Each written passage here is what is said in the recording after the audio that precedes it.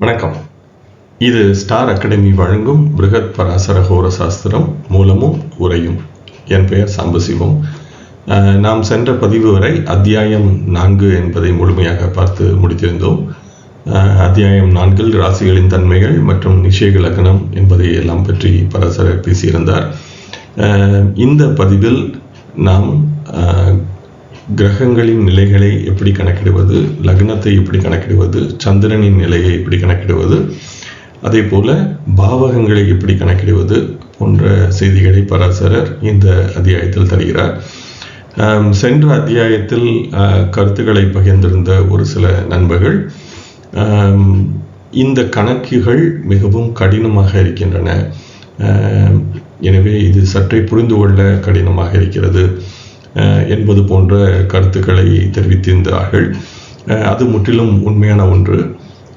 எனவே நான் அந்த பதிவில் சொல்லியிருந்தது போல இந்த கணக்குகளை பல ஜாதகங்களுக்கு செய்து பார்த்து அந்த விதிகள் சரியாக உள்ளனவா இல்லையா என்பதை பார்ப்பதற்கு எனக்கு அதை படித்து அதை செய்து பார்ப்பதற்கு எனக்கு ஒரு 2-2.5 வாரங்கள் காலமானது.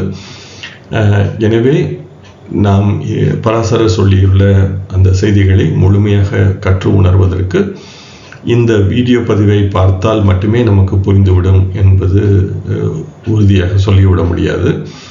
எனவே இந்த ஒரு பதிவை, நான் பேசுகின்ற இந்த தொடர்ந்து வரும் பதிவுகளை ஒரு முன்னுரையாக மட்டுமே எடுத்துக்கொண்டு நீங்கள் மேலும் சென்று இது பற்றி ஆராய்ந்து இதில் வருகின்ற கருத்துக்களை உங்கள் தேடலில் பயன்படுத்தி அதை நீங்கள் ஒரு முறை செய்து பார்த்தால் மட்டுமே இது நமக்கு எளிமையாக புரிவதற்கும் இது பற்றிய செய்திகளை நாம் மேலும் பலன் சொல்வதற்கோ அல்லது மற்ற கணிதங்களுக்கோ பயன்படுத்துவதற்கோ வாய்ப்பாக இருக்கும். இந்த வீடியோ பதிவை மட்டுமே பார்த்து புரிந்து கொள்ள வேண்டும் என்பது இயலாத காரியம் என்பது என்னுடைய எண்ணம். எனவே நீங்கள் யாரினும் இந்த பதிவுகளிலும் இந்த 5ஆம் அத்தியாயத்திலும் கணிதங்கள் நிறைய இருக்க போகிறது. சில நேரம் பராசரர் சொல்லியுள்ள விதம் என்பது நமக்கு சரியாக புரியாமலும் இருக்கலாம்.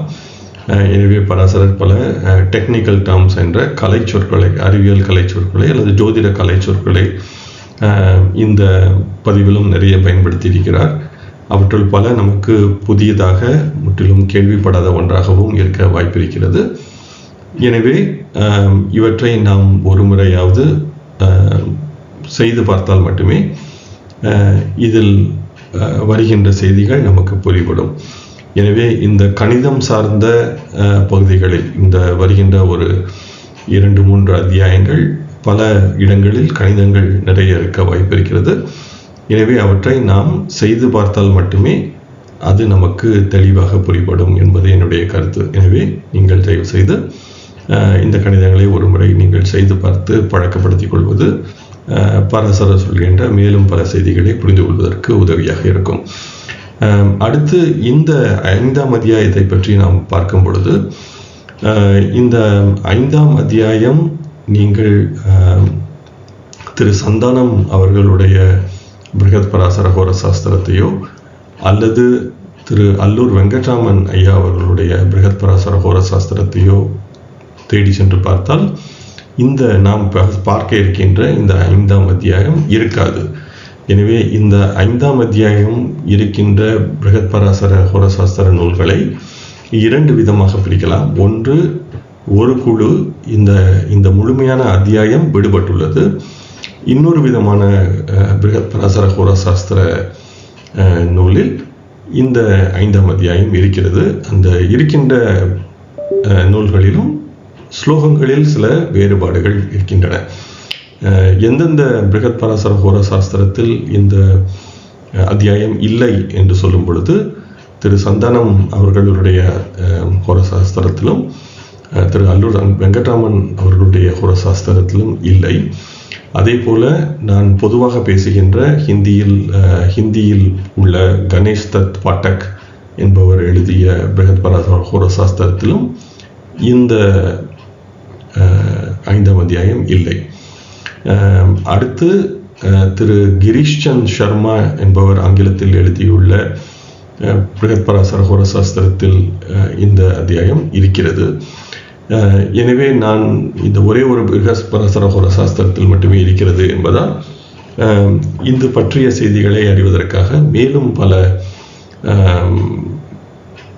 பிருகத் பராசர ஹோர சாஸ்திரம் மூல நூல்களை தேடி சென்று பார்த்தேன். அதில் வங்கத்தில் உள்ள திரு ஹரிஹர மஜும்தார் அவர்கள் எழுதியுள்ள பிருகத் பராசர ஹோர சாஸ்திரத்தில் இந்த அத்தியாயம் இருக்கிறது. ஆனால் இந்த அத்தியாயம் இருக்கிறது என்று சொல்லும் பொழுது இதில் உள்ள ஸ்லோகங்கள் இருக்கின்றன. ஆனால் அத்தியாயங்களின் பெயர்கள் எழுதியவர்களுக்கு ஏற்ப முற்றிலுமாக மாறுபட்டு இருக்கிறது. இதைத் தொடர்ந்து நான் ஒரு 5 இந்தியில் உள்ள பிருகத் பராசர ஹோர சாஸ்திர நூல்களையும் தேடி சென்று பார்த்தேன்.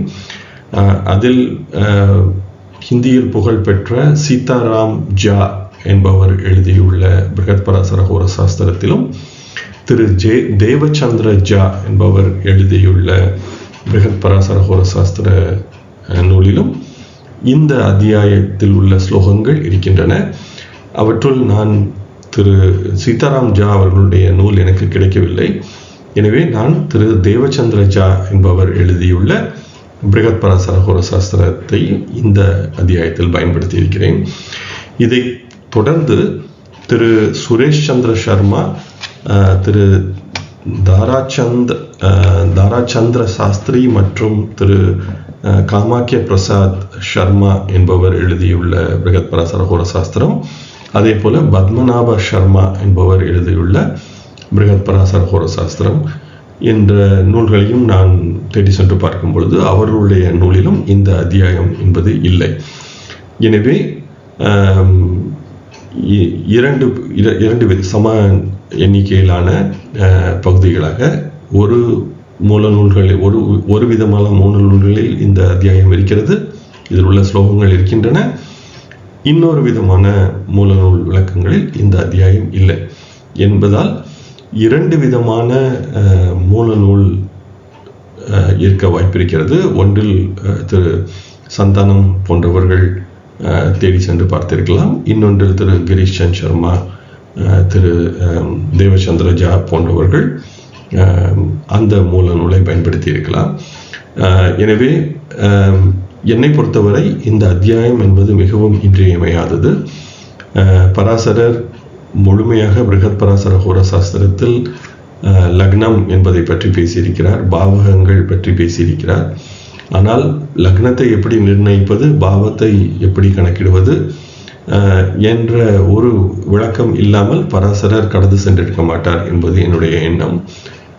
நாம் இப்பொழுது திரு சந்தானம் அவர்களுடைய நூலை பார்த்தால் நேரடியாக சிறப்பு லக்னங்கள் விளக்கப்படுகின்றன, நேரத்தை அடிப்படையாக வைத்து கணக்கிடப்படுகின்ற சிறப்பு லக்னங்கள் விளக்கப்படுகின்றன. அதற்கு பிறகு நேரடியாக வர்க்க சக்கரங்களுக்குள் சென்று விடுகிறார்.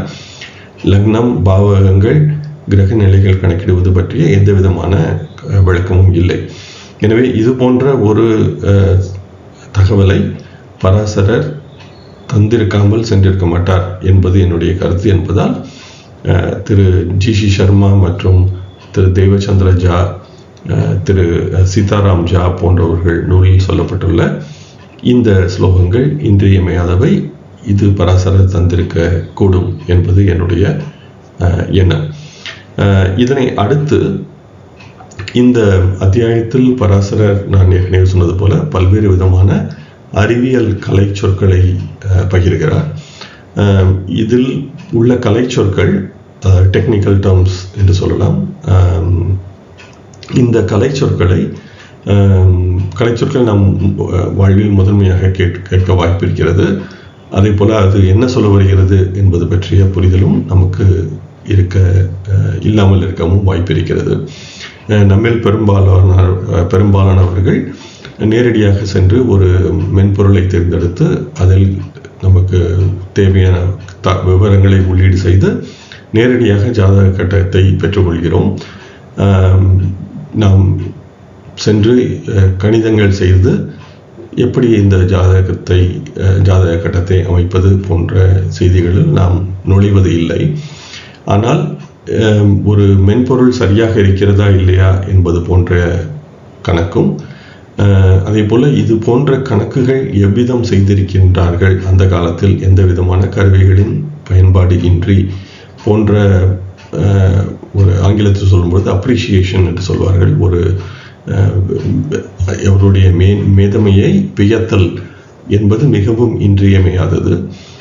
எனவே இது போன்ற ஒரு அந்த காலத்தில் ஒரு ஜாதகம் அமைக்க வேண்டும் என்றால் எவ்விதமான கணக்குகளை செய்திருக்கிறார்கள் என்பதை நாம் ஒரு முறை செய்து பார்த்து, அதே போல நாம் பயன்படுத்துகின்ற மென்பொருள் சரியாக இருக்கிறதா இல்லையா என்பதையும் உறுதி செய்ய ஒரு சில ஜாதகங்களிலாவது இந்த கணக்குகளை செய்து பார்த்து உணர்ந்து கொள்வது மிகவும் இன்றியமையாதது என்பது என்னுடைய கருத்து. எனவே அது போன்ற ஒரு செய்திக்கும் இந்த அத்தியாயம் உங்களுக்கு பயன்படலாம். ஆனால் எனக்கு இது போன்ற கணக்குகள் தேவையில்லை, நான் நேரடியாக மென்பொருளை மட்டுமே பயன்படுத்தப் போகிறேன் என்பது உங்கள் எண்ணமாக இருந்தால் இந்த அத்தியாயம் உங்களுக்கு அவ்வளவு சுவாரஸ்யமாக அல்லது இன்ட்ரெஸ்டிங்காக இருக்காமல் இருக்கலாம், அல்லது இது தேவையில்லாத ஒரு வேலை என்பதாக கூட உங்களுக்கு ஒரு எண்ணம் வரலாம். எனவே இது சற்றே கடினமான அத்தியாயம், கடினமாக இருக்கப் போகிறது. என்னால் இயன்ற அளவு படங்கள் மூலம் விளக்கங்கள் மூலம் எளிமைப்படுத்தவும் இருக்கிறேன். அதே போல நான் ஸ்டார் அகாடமியில் ஜோதிடமும் அறிவியலும் என்று ஒரு 3 பாகங்களாக கிட்டத்தட்ட ஒரு 8-8.5 மணி நேர உரையாக இந்த ஜோதிடமும் அறிவியலும் என்பதை பற்றி பேசியிருக்கிறேன். அதில் வானியல் கூறுகள் எப்படி ஜோதிட கட்டமைப்புக்குள் அமைக்கப்பட்டுள்ளன, நாம் பார்க்கின்ற முப்பரிமாண வானத்தில் சூரியனை மையமாக வைத்து இயங்குகின்ற கிரகங்களை எப்படி நாம் புவி மைய கணக்கில் கட்டமைத்து கொண்டு வந்திருக்கிறோம் என்பதை விளக்கியிருக்கிறேன். எனவே வானத்தில் சூரியனை மையமாக வைத்து இயங்குகின்ற கிரகங்கள் ஜாதகத்தில் புவி மைய பார்வையில் அமைக்கப்படுகின்றன. இது முதலாவதான ஒரு எளிமைப்படுத்துதல். இதனைத் தொடர்ந்து இந்த புவி மையத்திலிருந்து, அதாவது ஜியோசென்ட்ரிக் என்று சொல்வார்கள், அதாவது பூமி பந்தின் நடு மையத்தில் சென்று கிரகங்களை பார்க்க முடிந்தால் எப்படி தெரியுமோ அது போன்ற ஒரு அமைப்பில் கிரகங்கள் ஜாதக கட்டத்தில் அமைக்கப்பட்டுள்ளன. ஆனால் நாம் அந்த புவி பந்தின் மையத்தில் வாழ்வதில்லை. நாம் பூமியின் மேலே உள்ள அந்த ஓட்டில், சர்ஃபேஸ் என்று சொல்வார்கள், அந்த பரப்பில், அதுவும் நிலநடுக்கோட்டின் அருகில் இல்லை, நிலநடுக்கோட்டில் இருந்து சற்றே தள்ளி ஏதோ ஒரு இடத்தில் வாழ்கிறோம். எனவே நம்முடைய பார்வைக்கு அந்த வானம் எப்படி தெரியும் என்பதை வைத்தே லக்னமும் பாவமும் அமைக்கப்படுகிறது. எனவே இணையத்திலும் ஸ்டார் அகாடமி தளத்திலும் பலர் பாவங்கள் தேவையா, ராசியே பாவமாக எடுத்துக்கொண்டால் என்ன என்பது போன்ற கேள்விகள் தொடர்ந்து நம்மில் பலருக்குள் இருப்பதை பார்க்க முடிகிறது. எனவே ஏன் பாவகம் என்பது தேவை, பராசரர் ஏன் பாவகத்தை இன்றியமையாததாக முக்கியமானதாக சொல்கிறார் என்பது பற்றிய புரிதலும் நமக்கு மிகவும் தேவை. எனவே அது போன்ற புரிதல் என்பது நிகழ்ந்துவிட்டால் பாவகம் தேவையா அல்லது எந்த விதமான பாவக முறை சரியானது என்பது போன்ற கேள்விகள் நம்முள் எழாது. எனவே நீங்கள் ஆர்வம் இருந்தால் அந்த ஜோதிடமும் அறிவியலும் என்ற பகுதியை சென்று பார்க்கலாம். இந்த 5ஆம் அத்தியாயத்தில் எனக்கு தேவையான விளக்கங்களுக்காக நான் முடிந்த அளவு ஓரளவு அந்த ஜோதிடமும் அறிவியலும் பகுதியிலிருந்து ஒரு சில படங்களையும் காட்டி இந்த அத்தியாயத்தை புரிய வைப்பதற்காக முயற்சி செய்கிறேன். வாருங்கள், இந்த மிக நீண்ட முன்னுரையுடன் இந்த அத்தியாயத்திற்குள் நாம் செல்வோம்.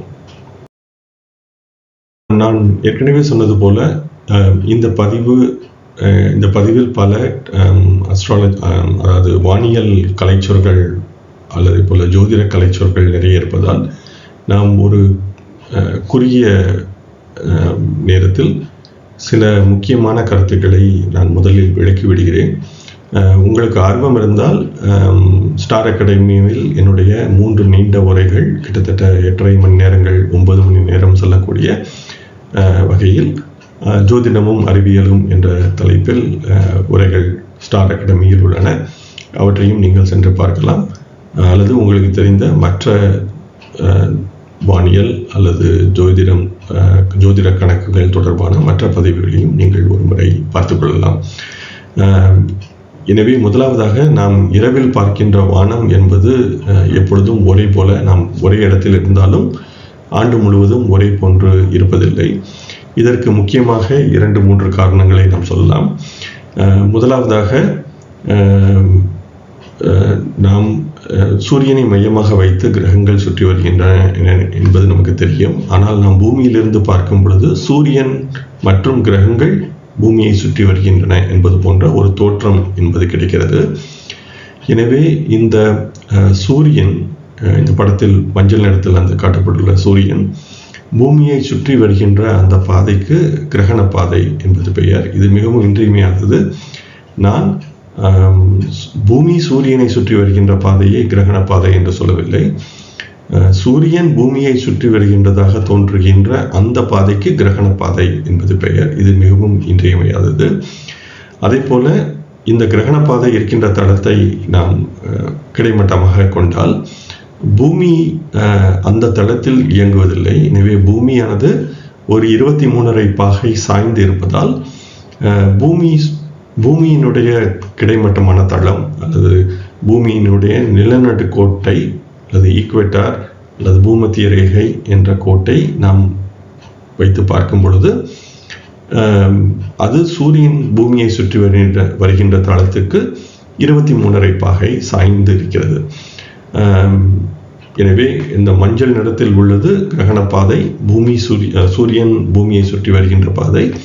இந்த சிவப்பு நிறத்தில் காட்டப்பட்டுள்ளது நிலநடுக்கோட்டை அண்டம் வரைக்கும் விரித்தால், நிலநடுக்கோட்டை முழுமையாக நாம் பார்க்கின்ற வானம் வரைக்கும் விரித்தால் வருகின்ற பாதை. இதை அடுத்து இந்த பூமியினுடைய வட துருவத்தை வான் வரைக்கும் கொண்டு சென்று வைத்தால் அதற்கு வட வான் துருவம் என்பது பெயர். அதே போல பூமியினுடைய தென் துருவத்தை எடுத்து சென்று தென்வான் முழுமையும் பார்க்கின்ற வானம் முழுமைக்கும் எடுத்து சென்று ஒரு புள்ளியில் எடுத்து வைத்தால் அதை தென்வான் துருவம் என்பதாக நாம் சொல்ல முடியும். அதே போல பூமியினுடைய நிலநடுக்கோட்டை வானம் வரைக்கும் விரித்தால் அதை வான்மையக்கோடு அல்லது செலஸ்டியல் ஈக்குவேட்டர் என்று சொல்வோம். அதே போல நான் ஏற்கனவே சொன்னது போல சூரியன் பூமியை சுற்றி வருகின்ற பாதை கிரகண பாதை என்பதாக அமைகிறது. இதில் இந்த பச்சை நிறத்தில் காட்டப்பட்டுள்ள இந்த பட்டை என்பது இதில் தான் ராசி மண்டலம் என்பது அமைந்துள்ளது. இதில் தான் நட்சத்திரங்கள், ராசிகள், அதே போல நாம் பார்க்கின்ற கிரகங்கள் என்பவை இந்த பச்சை நிற பட்டையில் அமைந்துள்ளன. இது இந்த கிரகண பாதையிலிருந்து ஒரு 8 முதல் 10 பாகை வடக்காகவும் 8 முதல் 10 பாகை தெற்காகவும் விரிந்திருக்கிறது என்பதாக எடுத்துக்கொள்ளலாம். இதில் தான் கிரகங்கள் பூமியை சுற்றி வருவதாக நமக்கு தோன்றுகிறது. இதில் இந்த கிரகங்கள் சுற்றி வரும் பொழுது நாம் ஜோதிட கணக்குகள் செய்வது இந்த பூமி என்ற பந்தின் மையத்திலிருந்து, அதன் மைய பகுதியில் நடு மையத்தில் இருந்து பார்த்தால் எப்படி தோன்றும் என்பதாக நாம் கணக்குகள் செய்கிறோம். அதாவது இந்த கணத்தில் நாம் பேசிக்கொண்டிருக்கின்ற இந்த கணத்தில் உலகத்தில் எந்த இடத்தில் ஒரு குழந்தை பிறந்தாலும் அந்த குழந்தையின் ஜாதகத்தில் கிரகங்கள் ஒன்றாகவே இருக்கும். இப்பொழுது நாம் பேசிக்கொண்டிருக்கின்ற இந்த நேரத்தில் ஒரு குழந்தை ஆஸ்திரேலியாவில் பிறந்தாலும், அமெரிக்காவில் பிறந்தாலும், இந்தியாவில் பிறந்தாலும், ஆப்பிரிக்காவில் பிறந்தாலும் கிரக நிலைகள் ஒரே போன்றே இருக்கும். எந்த விதமான மாறுபாடும் இருக்காது. எனவே இந்த புவி மையத்தில் அமைந்த கிரகங்கள் கணக்கிடுகின்ற வாய்ப்பாடுகள் புவி மையத்திலிருந்து அமைந்துள்ளன, பூமியின் மையப்பகுதியிலிருந்து. ஆனால் நாம் பூமியின் மையத்தில் வாழ்வதில்லை. பூமியினுடைய மேற்பரப்பில், அதுவும் நிலநடுக்கோட்டு பகுதியில் கூட இருப்பதில்லை, ஏதேனும் ஒரு பகுதியில் நாம் வாழ்கிறோம். எனவே அந்த இடத்தில் எப்படி வானம் தெரியும் என்பதை பொறுத்து லக்னமும் பாவங்களும் அமைக்கப்பட்டுள்ளன. எனவே சிலர் லக்னங்கள் பாவங்கள் தேவையா இல்லையா என்பது பற்றிய கேள்விகள் எழுப்புவதை நாம் பார்க்க முடிகிறது. எனவே இணையத்திலும் ஸ்டார் அகாடமி தளத்திலும் லக்னங்கள் பாவகங்கள் இவையெல்லாம் தேவையா என்பது போன்ற கேள்விகள் பலர் எழுப்பதை பார்க்க முடிகிறது. எனவே இந்த ஜோதிட வானியலிலிருந்து எப்படி ஜோதிடம் கட்டமைக்கப்பட்டுள்ளது என்பது புரிந்துவிட்டால், எனவே சூரியனை மையமாக வைத்து கிரகங்கள் இயங்குகின்றன. அதை நாம் புவி மையத்திலிருந்து எப்படி பார்க்கிறோம் என்பதை பொறுத்து கிரகங்கள் கணக்கிடப்படுகின்றன. அதனைத் தொடர்ந்து நாம் பூமியின் மேல் வாழ்கின்ற இடத்தை வைத்து லக்னமும் பாவகங்களும் அமைக்கப்படுகின்றன. எனவே ஜாதக பலன் சொல்வதற்கு லக்னம் தேவை என்றால் பாவகங்களும் தேவை என்பது மிகவும் ஒரு எளிமையான புரிதல். ஆனால் இது போன்ற புரிதல் என்பது பலருக்கும் இருப்பதில்லை. அதனாலேயே இது போன்ற கேள்விகளும் எழுகின்றன. இதனைத் தொடர்ந்து நான் ஏற்கனவே சொன்னது போல நாம் பூமியின் மேற்பரப்பில் பல்வேறு இடத்தில் வாழ்கிறோம். எனவே நாம் பார்க்கின்ற இடத்தில் வானில் உள்ள இந்த ராசி கட்டம் அல்லது ராசி மண்டலம் ஒரே போன்ற அமைப்பில் ஆண்டு முழுவதும் இருப்பதில்லை. அதாவது ஒவ்வொரு இடத்திலும் வானில் பார்க்கும் பொழுது ராசி மண்டலம் என்பது வேறுபட்ட அமைப்பில் இருக்கிறது. ஒரே இடத்தில் கூட ஆண்டு முழுவதும் ஒரே போன்ற அமைப்பில் இருப்பதில்லை, தொடர்ந்து மாறுபாட்டிற்கு உள்ளாகிறது. அந்த கீழே காட்டியுள்ள அனிமேஷனில் எப்படி இந்த ஒரு ஆண்டு முழுவதும் சூரியனானது ஒரே இடத்தில் ஒரே நேரத்தில் வானத்தை பார்க்கும் பொழுது எப்படி தொடர்ந்து மாறுபாட்டான அமைப்பில் வருகிறது என்பதை காட்டியிருக்கிறேன். சூரியன் இப்படி மாறுபடுகிறது என்றால் ராசி மண்டலமும் அந்த இடத்திலிருந்து பார்க்கும் பொழுது இது போன்ற ஒரு தொடர்ந்த மாறுபாட்டிற்காக அமைந்துள்ளது.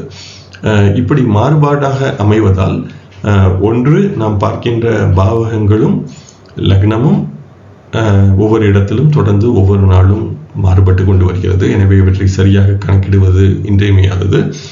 அதே போல ஒவ்வொரு இடத்திலும் நேரம் என்பதும் தொடர்ந்து மாறிக்கொண்டே இருக்கிறது. அதாவது பகல் இரவு நேரம் நாம் 24 மணி நேரம் சூரிய உதயத்திலிருந்து சூரியன் மறைவு வரை என்பதை 24 மணிக்கும் சூரிய உதயத்திலிருந்து மறு சூரிய உதயம் வரை 24 மணி நேரம் என்பதாக நாம் கொள்ளும் பொழுது நாம் இதில் பகல் இரவு சமமாக 12 மணி நேரம் என்பது இருப்பதில்லை. ஒவ்வொரு பூமியின் மேற்பரப்பிலும் ஆண்டு முழுவதும் இந்த பகல் இரவு நேர வேறுபாடுகள் தொடர்ந்து மாறிக்கொண்டே வருகின்றன.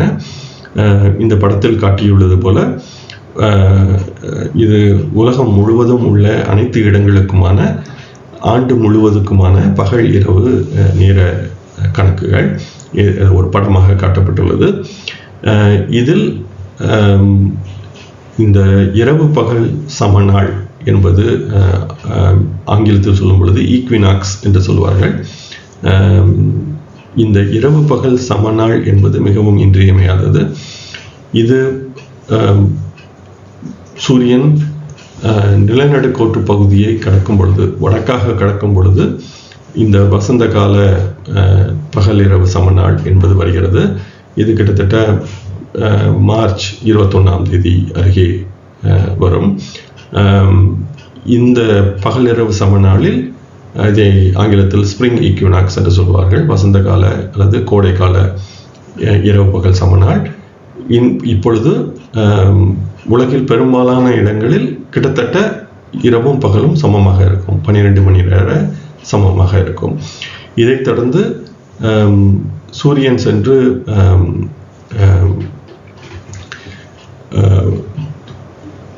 வடக்கின் அதிகபட்சமான தூரத்திற்கு சென்று வடக்கு பகுதியில் அங்கிருந்து தெற்காக திரும்புகிறது. இதை நாம் சோல்ஸ்டைஸ் என்று சொல்வோம், அல்லது உத்தராயணம் தட்சிணாயனம் என்று சொல்வோம். எனவே சூரியன் வடக்கின் முழுமையான பகுதிக்கு சென்று தெற்கு நோக்கி திரும்ப துவங்கும் பொழுது தட்சிணாயனம் என்பது துவங்குகிறது. இது ஜூன் 21, 22 போன்ற ஒரு நேரத்தில் வரும். அதனைத் தொடர்ந்து மீண்டும் ஒரு முறை வடக்கிலிருந்து தெற்காக நிலநடுக்கோட்டை கடக்கும் பொழுது இலையுதிர்கால இரவு பகல் சமநாள் என்பது வருகிறது. இது கிட்டத்தட்ட செப்டம்பர் 21ஆம் தேதி வரும். இதனைத் தொடர்ந்து சூரியன் முழுமையான தெற்கு பகுதிக்கு சென்று மீண்டும் வடக்காக திரும்பும். அப்படி துவங்கும் பொழுது இந்த மக்கர சங்கராந்தி என்று சொல்லப்படுகின்ற உத்தராயணம் துவங்குகிறது. இது கிட்டத்தட்ட டிசம்பர் மாதம் 21ஆம் தேதி வருகிறது. எனவே இந்த 4 புள்ளிகள் கோடைக்கால இரவு பகல் சமநாள், இலையுதிர்கால இரவு பகல் சமநாள், உத்தராயணத்தின் வடக்கு பகுதி, அதேபோல் தட்சிணாயத்தின் தெற்கு பகுதி போன்றவை மிகவும் இன்றியமையாத புள்ளிகள். எனவே இதை வைத்தே காலம் என்பது வரையறுக்கப்படுகிறது. இதைதான் ஜோதிடம் அஹோராத்ரா என்று சொல்கிறது. அஹோ என்ற சொல்லுக்கு பகல் என்றும், ராத்ரா என்ற சொல்லுக்கு இரவு என்றும் பொருள். எனவே இந்த பகல் இரவு நேர வேறுபாடுகள் மிகவும் இன்றியமையாதவை. இரவு வானத்தை ஒரு இரவு முழுமையும் முழித்திருந்து பார்த்தால் வானத்தின் இது போன்ற ஒரு சுழற்சியை நாம் பார்க்க முடியும். அதாவது நாம் பார்க்கின்ற நட்சத்திரங்கள் ஒரு சுழற்சி, ஒரு கண்டினியூஸ் மூவ்மெண்ட் என்று சொல்வார்கள், ஒரு விதமான தொடர்ச்சியான ஒரு சுழற்சியில் இருப்பதை நாம் வானத்தில் பார்க்க முடிகிறது. இது பூமியினுடைய சுழற்சியின் காரணமாக இது போன்ற ஒரு தோற்றம் இருக்கிறது. எனவே நாம் வானை பார்த்து பஞ்சாங்கத்தில் கிரகங்களை கணிக்க வேண்டும் என்றால் அந்த காலத்தில் பராசரர் ஏற்கனவே திருக் சித்தாந்தம் என்பதை வானை பார்த்து சரியாக கணக்குகளை சரி செய்து கொள்கின்ற திருக் சித்தாந்தம் என்பதை பயன்படுத்த சொல்லியிருந்தார். இது அத்தியாயம் 3 முதல் பகுதியில் நாம் இதை பற்றி பேசியிருந்தோம். எனவே அந்த கணக்குகளை சரி செய்வதற்காக அந்த நாளில் நள்ளிரவில், சரியாக இரவின் நடுப்பகுதியில் வானத்தை பார்க்கும் பொழுது ராசி மண்டலத்தின் அதிகபட்ச உயரத்தில் இரவில் சென்றிருக்கும். எனவே இரவின் நடுப்பகுதி என்பதை சரியாக கவனித்து அந்த நேரத்தில் ராசி மண்டலம் சரியாக அதிகபட்ச உயரத்திற்கு வானத்தில் வந்திருக்கும். நாம் எந்த இடத்தில் இருக்கிறோமோ அந்த இடத்தை பொறுத்து அப்பொழுது கிரகங்களை கணக்கிடுவது வழக்கம். அந்த நேரத்தில் தான் பஞ்சாங்கத்தில் கிரகங்கள் தரப்பட்டிருக்கும், அந்த காலத்தில் உள்ள பஞ்சாங்கங்கள். எனவே இந்த சரியான இரவு எது, நள்ளிரவு எது என்பதை கணக்கிடுவதும் இன்றியமையாதது. இதைத் தொடர்ந்து சந்திரன் நமக்கு அருகே உள்ள துணைக்கோள். சந்திரன் பூமியை சுற்றி வருகிறது. அதே போல பூமியுடன் சேர்ந்து சந்திரன் சூரியனையும் சுற்றி வருகிறது. இதனால் தான் திதிகள் உருவாகின்றன. அமாவாசையிலிருந்து பௌர்ணமி வரை உருவாவது இந்த சந்திரனின் சுழற்சியால் என்பது நமக்கு தெரியும். ஜோதிடத்தில் சந்திரன் என்பது மிகவும் முக்கியமான பங்கு வகிக்கிறது. எனவே சந்திரன் எந்த நட்சத்திரத்தில் தோன்றுகிறது, எவ்வளவு தூரம் கடந்திருக்கிறது என்பதை வைத்தே நாம் தசை போன்றவற்றை கணக்கிடுகிறோம். எனவே சந்திரனின் இருப்பிடத்தை கண்டறிவது மிகவும் இன்றியமையாதது.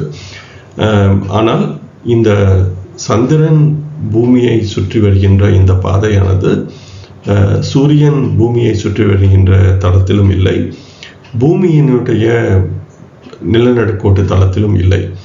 அதிலிருந்து ஒரு 5 பகை சாய்ந்திருக்கிறது. எனவே இந்த 3 இயக்கங்களும், சூரியன் பூமியை சுற்றி வருவதும், பூமி சாய்ந்திருப்பதும், சந்திரன் சுற்றி வருவதும் ஒரே தளத்தில் இல்லை. இவை அனைத்தும் வெவ்வேறு தளங்களில் இருப்பதால் இந்த கணக்குகள் சற்றே கடினமாகவும் குழப்பமாகவும் இருப்பதற்கு கூட வாய்ப்பு இருக்கிறது. அதே போல சந்திரன் பூமியை சுற்றி வருகின்ற அந்த வேகமானது ஒரே சராசரியாக ஒரே சமமான வேகத்திலும் இருப்பதில்லை. சந்திரன் பூமியினுடைய ஈர்ப்பு விசை வேறுபாட்டாலும், அது ஒரு நீள் வட்டத்தில் சுற்றி வருவதாலும், அதே போல சந்திரன் ஒரு சிறிய கோள் என்பதால் மற்ற கிரகங்களாலும் சந்திரன் பாதிக்கப்படுவதால் சந்திரனுடைய சுழற்சி வேகமானது இது போன்ற இந்த கீழே உள்ள படத்தில் காட்டப்பட்டுள்ளது போல தொடர்ந்து மாறுபட்டு கொண்டே வருகிறது. அந்த சுழற்சியின் பொழுது சந்திரன் பூமிக்கு அருகிலும் வருகிறது, சில நேரம் பூமியை விட்டு மிகவும் தொலைவிலும் செல்கிறது. இந்த அருகிலும் தொலைவிலும் உள்ள தூரமானது கிட்டத்தட்ட 13.5% அருகிலும் தொலைவிலும் சந்திரன் தொடர்ந்து மாறுபட்டு செல்வதால் இந்த சந்திரனுடைய சுழற்சி வேகமானது தொடர்ந்து மாறுபட்டு கொண்டே வருகிறது. இந்த மாறுபாட்டால் சந்திரன் ராசி மண்டலத்தில் ஒரு நட்சத்திரத்தை கடப்பதற்கான கால அளவு என்பது தொடர்ந்து மாறுபட்டு கொண்டே வருகிறது. இப்பொழுது இந்த மாதம் அஸ்வினி நட்சத்திரத்தை சந்திரன் கடப்பதற்கு ஒரு நேரம் எடுத்துக்கொள்கிறது என்று வைத்துக்கொண்டால், அடுத்த மாதம் அஸ்வினி நட்சத்திரத்தை சந்திரன் கடப்பதற்கு அதே நேரம் ஆகாது. அதை விட கூடுதலாகவோ குறைவாகவோ இருக்கலாம். 2 மாதங்கள் சென்று பார்த்தால் சந்திரன் அஸ்வினி நட்சத்திரத்தை குறைவாகவோ கூடுதலாகவோ கடக்கும். எனவே இந்த சந்திரன் ஒரு நட்சத்திரத்தை கடப்பதற்கு ஆகின்ற கால அளவு என்பது தொடர்ந்து மாறுபட்டு கொண்டே வருவதால் நாம் மிகவும் துல்லியமாக இந்த நேரத்தை கணக்கிட்டுக் கொள்வது இன்றியமையாதது. எனவேதான் இந்த சந்திரனை வைத்து தசாபுக்தி போன்றவை கணக்கிடப்படுவதால் இந்த சந்திரன் ஒரு நட்சத்திரத்தை கிடப்பதற்கு எவ்வளவு நேரம் ஆகிறது என்பது ஒரே நட்சத்திரத்துக்கு கூட ஒவ்வொரு முறையும் பல்வேறு விதமான கணக்குகள் வருகின்றன அல்லது எண்கள் வருகின்றன. எனவே இதுதான் இந்த சந்திரனின் இயக்கத்தில் உள்ள பிரச்சனை. இதையும் ஜோதிடம் கணக்கில் கொண்டு கணக்குகளை செய்கிறது. ஆனால் அதை நாம் புரிந்து கொள்வது என்பது மிக.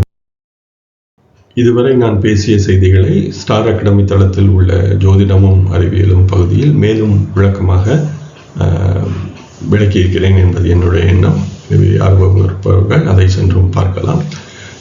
இப்பொழுது நாம் இந்த பதிவில் பராசரர் சொல்லியிருக்கின்ற ஜோதிட கலைச்சொற்களை பற்றி அறிந்து கொள்ள முயற்சி செய்வோம்.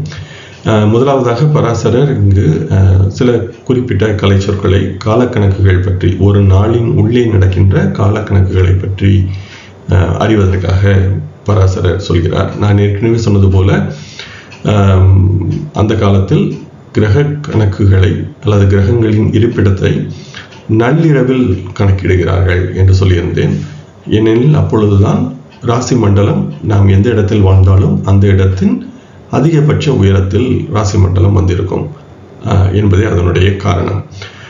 இப்பொழுது ஒரு நேரம் என்பதை ஒரு நீண்ட அச்சாக நாம் கருதி கொள்வோம். எனவே நான் ஏற்கனவே சொன்னது போல பராசரர் சொன்ன ஸ்லோகத்தை நேரடியாக சென்று சொல்லிவிட்டால் நமக்கு புரியாது என்று நான் கருதுகிறேன். அதனால் ஒரு குறிப்பிட்ட ஒரு சில விளக்கங்களை தந்துவிட்டு பிறகு ஸ்லோகத்துக்குள் செல்லலாம் என்று எண்ணுகிறேன். எனவே நேரம் என்பதை ஒரு நீண்ட அச்சாக நாம் எடுத்துக்கொள்வோம். இதில் ஏதேனும் ஒரு நாளில் சூரிய உதயம் என்பது ஒரு குறிப்பிட்ட நேரத்தில் நடக்கும். அதன் பிறகு சூரியன் மறையும், அதன் பிறகு சூரியன் உதிக்கும், பிறகு சூரியன் என்பது மறையும். எனவே இது போன்ற தொடர்ந்து சூரிய உதயம் மற்றும் மறைவு என்பது தொடர்ந்து நடந்து கொண்டே இருக்கிறது. இதில் இந்த ஒரு சூரிய உதயத்திலிருந்து இன்னொரு சூரிய உதயம் வரை இருப்பது 24 மணி நேரம் என்பது நமக்கு தெரியும். இதையே நாம் 60 நாழிகைகள் என்று இந்திய கணக்கில் சொல்கிறோம். இதையே ஒரு சாவண நாள், ஒரு சிவில் டே என்று ஆங்கிலத்தில் சொல்கிறோம். இது இயல்பான ஒரு நாள். இதுதான் நாம் பொதுவாக உணரக்கூடிய நாள். பொதுமக்கள் அல்லது சாதாரண மனிதர்கள் நாள் என்றால் என்ன என்பதை ஒரு சூரிய உதயத்திலிருந்து மறு சூரிய உதயம் வரை கருதுகிறோம். அந்த நாளில் இப்பொழுது நாம் நள்ளிரவு 12 மணியிலிருந்து இன்னொரு 12 மணி வரை ஒரு நாள் என்பதாக இன்று கருதுகிறோம். ஆனால் ஒரு சூரிய உதயத்திலிருந்து மறு சூரிய உதயம் என்பது எளிதாக நினைவில் கொள்ளக்கூடிய, கருதக்கூடிய ஒரு நாள். இப்பொழுது இதில் நள்ளிரவு என்பது என்ன என்பதை நாம் நிர்ணயிக்க வேண்டும். எனவே நான் சொன்னது போல நள்ளிரவில் தான் கிரக நிலைகள் தரப்பட்டுள்ளன அல்லது கணக்கிடப்படுகின்றன பஞ்சாங்கத்தில், அந்த காலத்தில் என்று சொல்லியிருந்தேன். ஆனால் நள்ளிரவு என்பதை நிர்ணயிக்க வேண்டும். ஆனால் நள்ளிரவு என்பது இன்று நாம் சொல்வது போல 12 மணி என்பது சரியாக இருக்காது. எனவே அது இரவு பகல் சமநாளில் மட்டுமே நம்முடைய இன்றைய கடிகாரப்படி 12 மணிக்கு சரியான நள்ளிரவாக இருக்கும். மற்ற நாட்களில் சரியாக இரவு 12 மணிக்கு நள்ளிரவாக இருக்காது. அதாவது அந்த நேரத்தில் சூரியன் மன்னிக்கவும் ராசி மண்டலம் அதிகபட்ச உயரத்தில் வந்திருக்காது.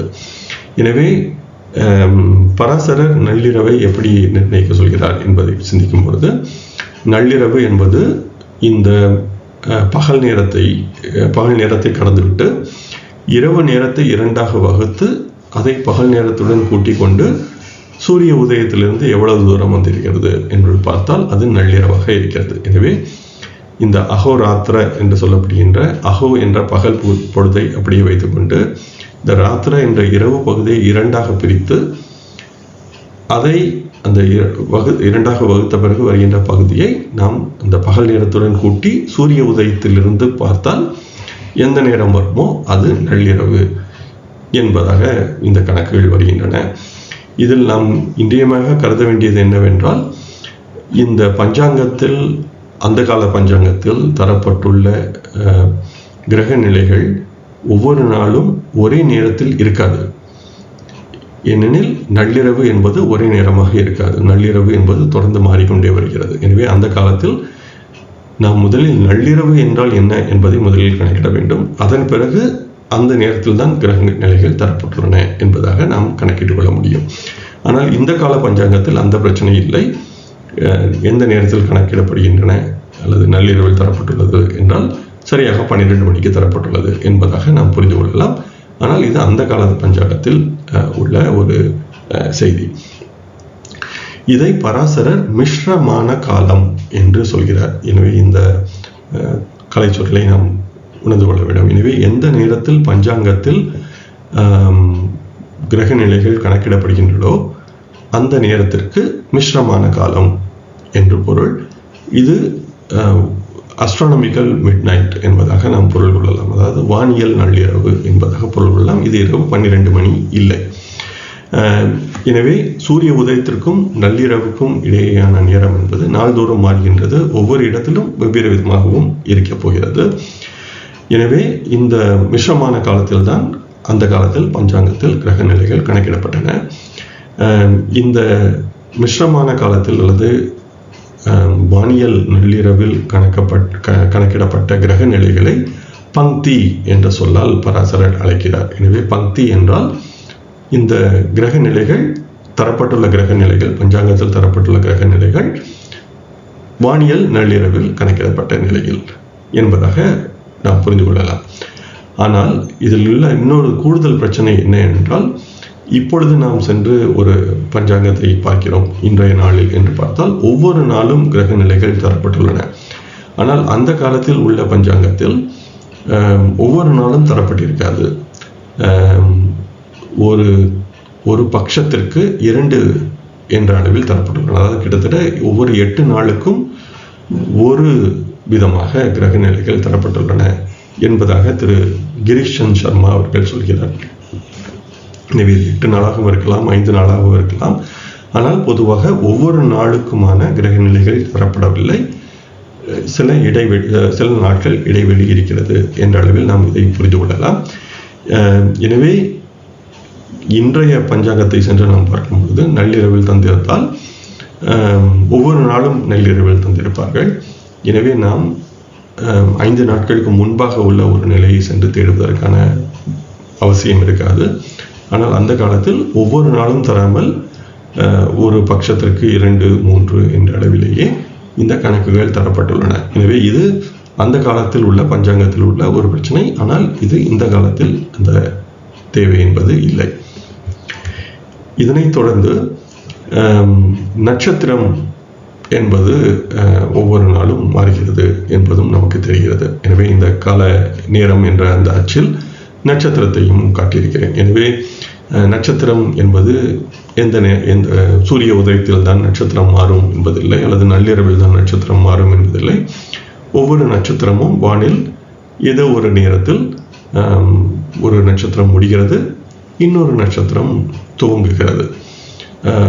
எனவே இதுவும் நாம் தொடர்ந்து மாறிவிடுகிறது. ஆனால் பஞ்சாங்கத்தில் நட்சத்திரம் எந்த நேரத்தில் முடிகிறது என்பது சூரிய உதயத்தில் இருந்து நாளிகைகளாக தரப்பட்டுள்ளது. எனவே ஏதோ ஒரு சூரிய உதயத்திலிருந்து அந்த நாளின் நட்சத்திரம் எப்பொழுது முடிகிறது என்ற கால அளவு பஞ்சாங்கத்தில் தரப்பட்டுள்ளது. இதை அடுத்து 3வதாக வருவது நமக்கு தேவையான நேரம்.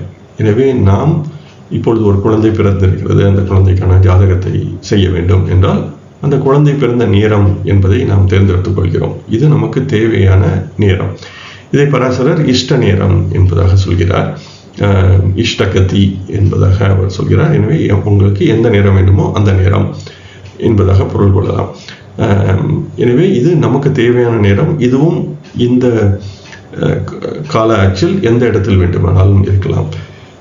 எனவே இந்த இஷ்ட நேரம் கிடைத்த பிறகு அடுத்து நமக்கு தேவையானது என்னவென்றால், இந்த பபோகா என்று சொல்லப்படுகின்ற ஒரு நட்சத்திரத்தின் முழு அளவு, அதாவது சென்ற நட்சத்திரம் முடிந்த பகுதியில் இருந்து இன்று வருகின்ற நட்சத்திரம் முடிகின்ற அந்த காலம் வரை உள்ளது இந்த நட்சத்திரத்தின் பபோகா என்று சொல்லப்படுகின்ற முழு அளவு. இது நான் ஏற்கனவே சொன்னது போல ஒரே நட்சத்திரத்துக்கு ஒரே இடத்தில் ஒவ்வொரு நாளும் மாறுகிறது, ஒவ்வொரு முறையும் மாறுகிறது. இந்த மாதம் வருவது போல அடுத்த மாதம் வராது என்று சொல்லியிருந்தேன். எனவே இந்த பபோகா என்பது கணக்கிடப்பட வேண்டும். இதனை அடுத்து நாம் எந்த நேரத்தில் கணக்கிடுகிறோமோ, நமக்கு தேவையான நேரத்தில் இருந்து நட்சத்திரம் துவங்கிய நேரத்திலிருந்து நமக்கு தேவையான நேரம் வரை உள்ள இடம் என்பது பயத்தா என்று சொல்கிறார் பராசரர். இதைத்தான் தமிழில் கர்ப்பச்சல் நீக்கி சென்ற நாளிகை என்பதாக நாம் எழுதுகிறோம். எனவே அந்த நட்சத்திரம் துவங்கிய நேரத்திலிருந்து நமக்கு தேவையான நேரம் வரை எவ்வளவு நாளிகை சென்றிருக்கிறது என்பதாக இந்த கர்ப்பச்சல் நீக்கி என்பதாக நாம் எழுதுவதை பராசரர் பயத்தா என்று சொல்கிறார். எனவே ப என்ற சொல்லுக்கு நட்சத்திரம் என்பது பொருள் நாம் பலமுறை பார்த்திருக்கிறோம். யாத்தா என்பதற்கு சென்ற, கடந்த என்பதாக பொருள் வருகிறது. அதே போல ப என்பது நட்சத்திரம், போகா என்பது முழுமையாக அனுபவிக்கக்கூடிய அளவு என்பதாக, ப போகா என்பது நட்சத்திரத்தின் முழுமையான அளவு என்பதாக இந்த கணக்கீடுகள் இருக்கின்றன. எனவே இந்த பயத்தா பபோகா என்பதையும் எப்படி கணக்கிடுவது என்பதை நாம் அறிந்து கொள்வது இன்றியமையாதது. இந்த முன்னுரையுடன் நாம் பராசரர் சொல்கின்ற முதல் ஸ்லோகத்தை பார்ப்போம். இந்த ஸ்லோகத்தில் பராசரர் என்ன சொல்கிறார் என்றால், பஞ்சாங்கஸ்தோ மிஸ்ரமான காலக பங்கி சமாஹ்வயக சூரியோதயாத் யாத்த காலக சாவனேஷ்ட உதீரதக என்று சொல்கிறார் பராசரர். இதில் வருகின்ற சொற்களின் பொருள் என்ன என்பதை முதலில் பார்க்கும் பொழுது, பஞ்சாங்க அஸ்தோ என்றால் பஞ்சாங்கத்தில் இருக்கும், அஸ்தி என்றால் இருக்கின்ற, பஞ்சாங்க அஸ்தோ என்றால் பஞ்சாங்கத்தில் இருக்கும், மிஸ்ரமான காலக என்றால் மிஸ்ர என்ற சொல்லுக்கு பலவிதமான என்பதான பொருள் வருகிறது. அது கலவை, பலவிதமான என்பதான பொருள் வருகிறது. எனவே மிஸ்ரமான காலக என்றால் பஞ்சாங்கத்தில் தரப்பட்டுள்ள பல்வேறு கால அளவுகள் என்பதாக நாம் புரிந்து கொள்ளலாம். அந்த கால அளவுகள் என்று அவர் சொல்லும் பொழுது அந்த கிரக நிலைகள் போன்றவற்றை சொல்கிறார். பங்கி என்று சமாஹ்வயக அழைக்கப்படுகிறது.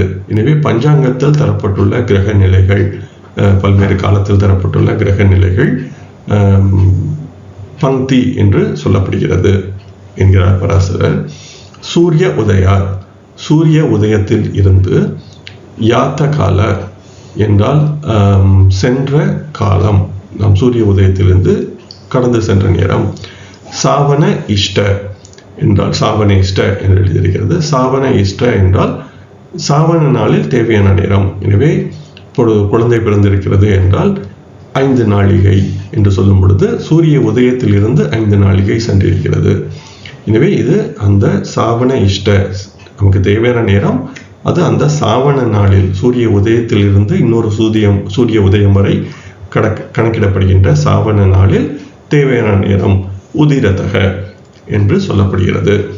எனவே இந்த ஸ்லோகத்தின் பொருள் என்றால், பஞ்சாங்கத்தில் தரப்பட்டிருக்கின்ற பல்வேறு கால அளவுகள், அதில் உள்ள கிரக நிலைகள் பங்கி என்று அழைக்கப்படுகிறது. அதே போல சூரிய உதயத்திலிருந்து நமக்கு தேவையான நேரம் வரை அது கடந்து சென்ற நேரம் என்பது சாவன நாளின் தேவையான நேரம், சாவனிஷ்டம் என்று சொல்லப்படுகிறது என்பது இந்த ஸ்லோகத்தின் பொருள். அந்த ஸ்லோகத்திற்கு பிறகு அடுத்து வரும் ஸ்லோகத்தில் பராசரர் மேலும் சில கலை சொற்களை அறிமுகம் செய்கிறார் என்பதால் அதை பற்றிய விளக்கத்தையும் பார்த்து விடுவோம். எனவே நான் இந்த பதிவில் என்னுடைய விளக்கத்தையும் பராசரர் ஸ்லோகத்தையும் மாறி மாறி தர இருக்கிறேன். எனவே பராசரர் சொன்ன சொற்களை மட்டுமே சொன்னால் நமக்கு புரியாது என்பதால் இந்த விதமான ஒரு உத்தியை கையாள இருக்கிறேன். இது நாம் ஏற்கனவே பார்த்த நள்ளிரவு, சூரிய உதயம், சூரிய மறைவு, சாவண நாள் என்பது போன்ற செய்திகள்.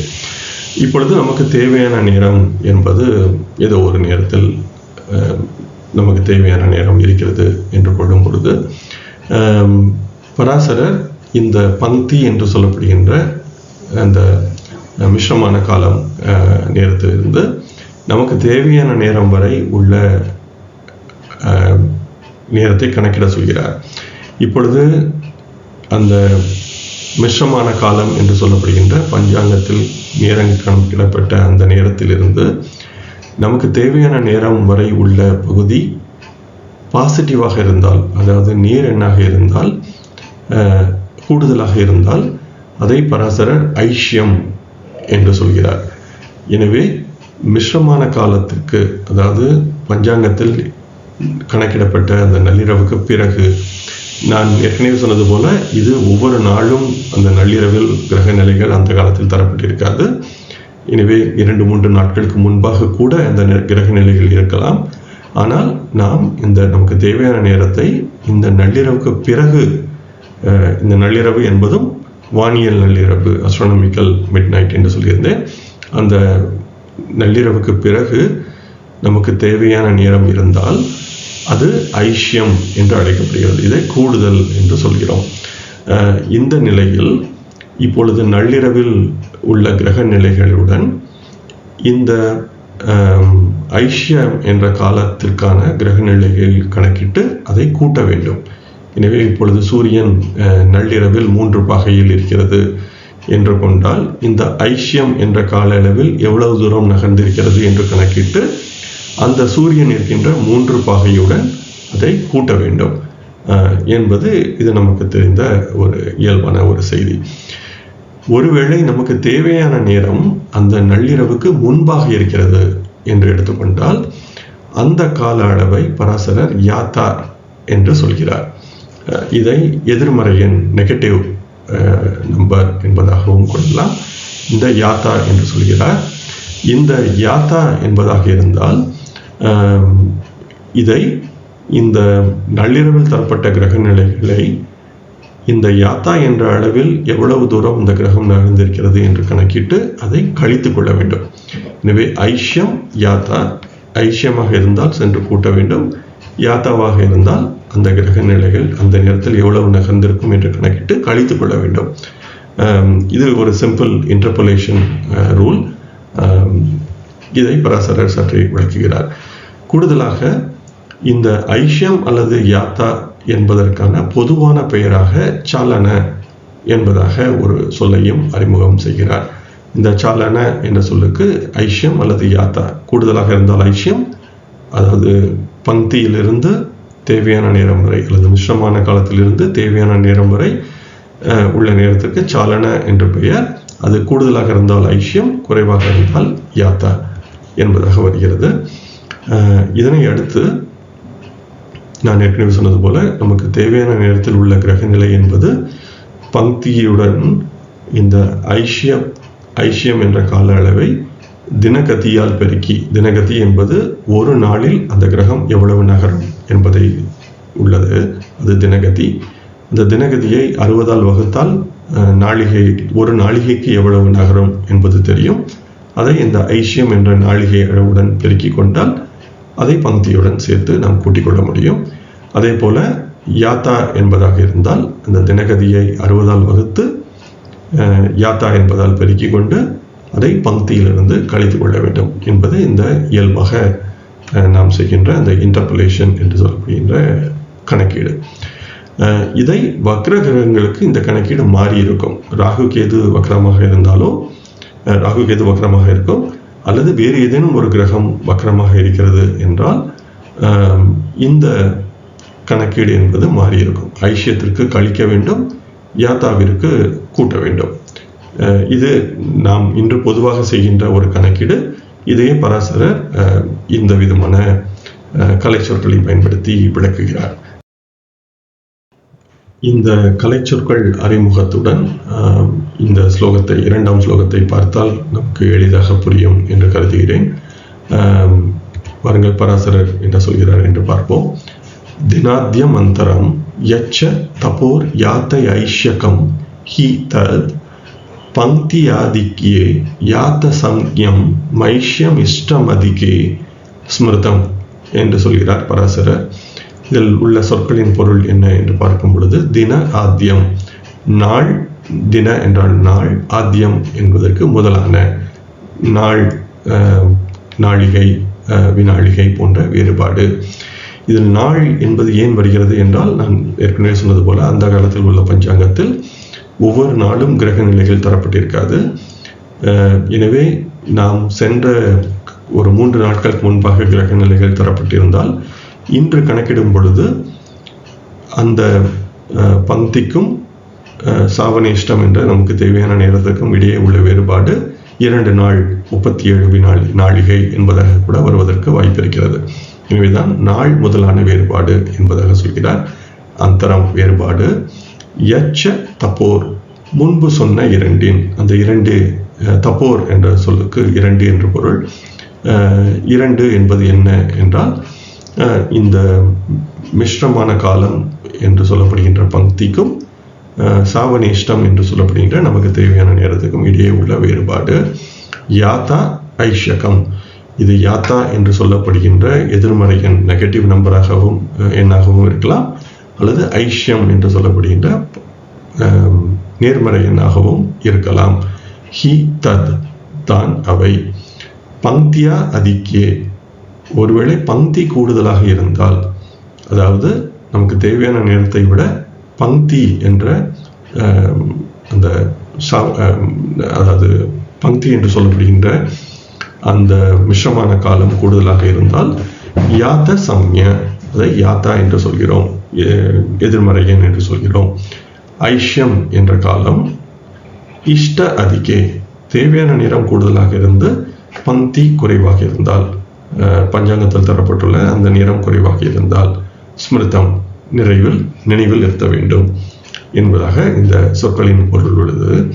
எனவே நாள் முதலான வேறுபாட்டை முன்பு சொன்ன பங்கி மற்றும் சாவண நாளில் நமக்கு தேவையான காலம் சாவனேஷ்டம் என்ற இரண்டையும் பயன்படுத்தி செய்தால் நமக்கு யாத்தா அல்லது ஐஷ்யம் என்பதில் ஏதேனும் ஒன்று கிடைக்கும். யாத்த காலம் அல்லது ஐஷ்ய காலம், பாசிட்டிவ் அல்லது நெகட்டிவ் என்பதாக கிடைக்கும்.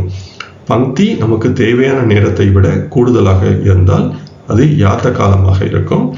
நமக்கு தேவையான காலம் பங்கியை விட அதிகமாக இருந்தால் ஐஷ்யம் என்ற காலம் கிடைக்கும். இதை நினைவில் நிறுத்திக் கொள்ள வேண்டும், ஸ்மிருதம் என்பதாக பராசரர் சொல்கிறார். எனவே இதுவே அந்த முதலில் நமக்கு தேவையான நேரத்தை விட தேவையான நேரம் என்பது பங்கியை விட கூடுதலாக இருக்கிறதா குறைவாக இருக்கிறதா, இது ஐஷ்யமா யாத்தாவா என்பதை நாம் கருதி கொள்வது இன்றியமையாதது என்பதே இந்த ஸ்லோகத்தின் பொருள். இதனை அடுத்து ஸ்லோகம் 3 பராசரர் மேலும் தொடர்கிறார். ரிணம் தனம் தினாத்யம் தத் குணிதம் கிரகபூக்தி பீஹி கரசைர் விகிர்த்த லப்தமம் சாத்தியம் சாலனம் பலம் என்று சொல்கிறார் பராசரர். இந்த சொற்களின் பொருள் என்ன என்பதை முதலில் பார்ப்போம். ரிணம், ரிணம் என்பதற்கு குறைபாடான எண், அதாவது நெகட்டிவ் நம்பர் என்பதான பொருள் வருகிறது. எனவே இது யாத்தா என்பதை சொல்கிறார். தனம், தனம் என்பதற்கு நிறை எண், பாசிட்டிவ் நம்பர் என்பதாக பொருள் கொள்ளலாம். தின ஆத்தியம், நாள் முதலான. தத் குணிதம், குணித என்ற சொல்லுக்கு பெருக்குதல் என்பது பெயர். எனவே அதனை பெருக்கி. கிரகங்களின். புக்தி பி, புக்தி என்ற சொல்லுக்கு கடத்தல் என்பது பொருள்.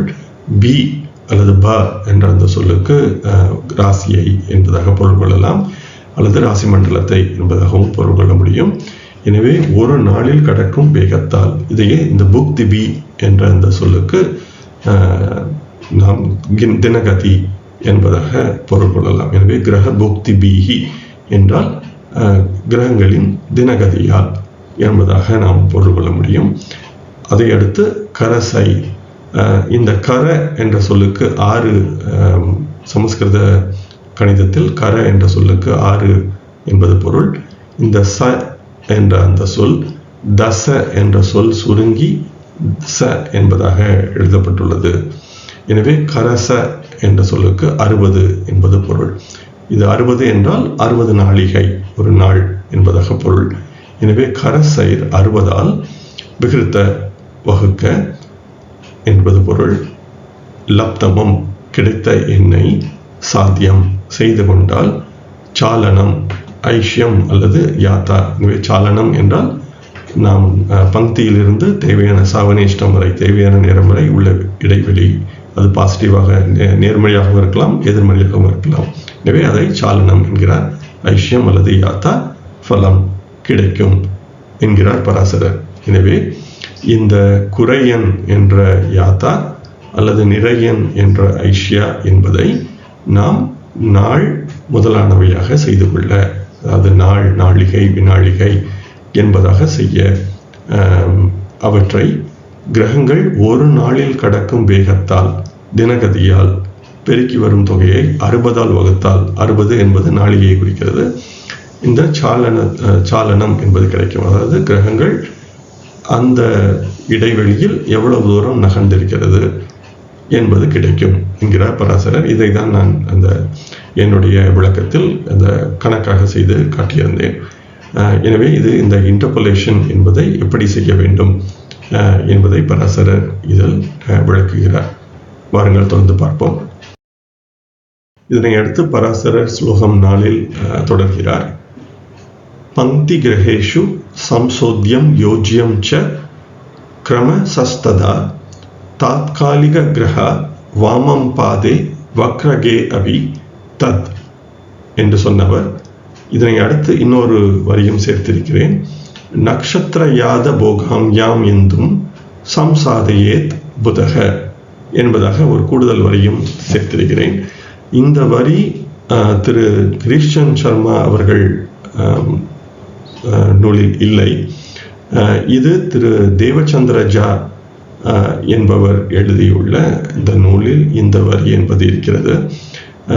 இதனை அடுத்து வருகின்ற 2ஆம் பகுதியில் நாம் பார்க்கும் பொழுது பராசரர் சந்திரனின் நிலைகளை எப்படி கணக்கிட வேண்டும் என்பதை சில ஸ்லோகங்களில் விளக்கியிருக்கிறார்.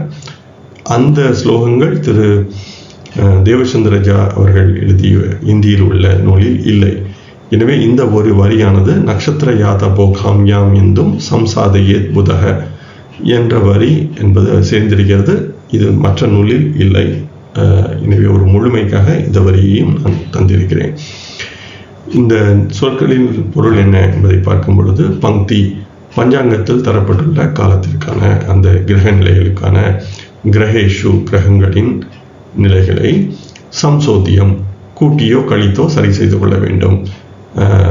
யோஜ்யம் ச நிர்ணயித்து கொள்ள, கிரமஸ்ததா வரிசையாக ஒவ்வொரு கிரகமாக என்று சொல்லவர். அடுத்து தாத்காலிக கிரகாக, இந்த தாத்காலிக என்ற சொல்லுக்கு கோச்சாரம் என்பதாக நாம் பொருள் கொள்ள முடியும். எனவே நிகழ்காலத்தில், அதாவது கோச்சாரத்தில் கிரகங்கள் வாமம் பாதே பின்னோக்கிய பாதையில் இருந்தால், எனவே இது பஞ்சபூத கிரகங்களான புதன், சுக்கிரன், செவ்வாய், குரு, சனி போன்ற கிரகங்கள் வக்ரத்தில் இருந்தால், அதைத் தொடர்ந்து வக்ரகே அபி, அதாவது வக்ர நிலையில் எப்போதும் இருக்கின்ற ராகு கேது போலவே, அபி என்றதற்கு போலவே, தத் அவ்விதமாகவே. எனவே ராகு கேதுவிற்கு எப்படி நாம் செய்வோமோ அதே போலவே கோச்சாரத்தில் ஒருவேளை கிரகங்கள் வக்ர நிலையில் இருந்தால் நீங்கள் செய்து கொள்ள வேண்டும் என்பதாக இந்த வரியின் பொருள் இருக்கிறது. அதைத் தொடர்ந்து நக்ஷத்திர யாத்த, நக்ஷத்திர என்றால் நட்சத்திரம், யாத்த என்பதற்கு நட்சத்திரத்தில், போகாம்யாம் கடந்துள்ள பகுதி எவ்வளவு தூரம் சென்றிருக்கிறது, இந்தும் சந்திரன், சம்சாதையே கணக்கிட்டுக் கொள்ளுதல், கணக்கிட்டுக் கொள்ளுங்கள், புதக அறிவில் சிறந்தவரே நீங்கள் அதே போல நட்சத்திரத்தில் சந்திரன் எவ்வளவு தூரம் சென்றிருக்கிறது என்பதையும் கணக்கிட்டுக் கொள்ளுங்கள் என்பதாக இந்த ஒரு வரியில் எழுதப்பட்டுள்ளது. ஆனால் திரு ஜி.சி. சர்மா அவர்கள் நூலில் இது பற்றிய ஒரு சில ஸ்லோகங்களே இருக்கிறது. எனவே இந்த வரியை நாம் பெரிதாக கணக்கில் கொள்ள வேண்டாம், கடந்து செல்லலாம். எனவே பஞ்சாங்கத்தில் தரப்பட்டுள்ள காலத்திற்கான கிரகங்களின் நிலைகளை நமக்கு தேவையான நேரத்துடன் உள்ள இடைவெளியை கணக்கிட்டு கூட்டியோ அல்லது கழித்தோ சரி செய்து அனைத்து கிரகங்களுக்கும் வரிசையாக நிர்ணயித்துக் கொள்ள வேண்டும்.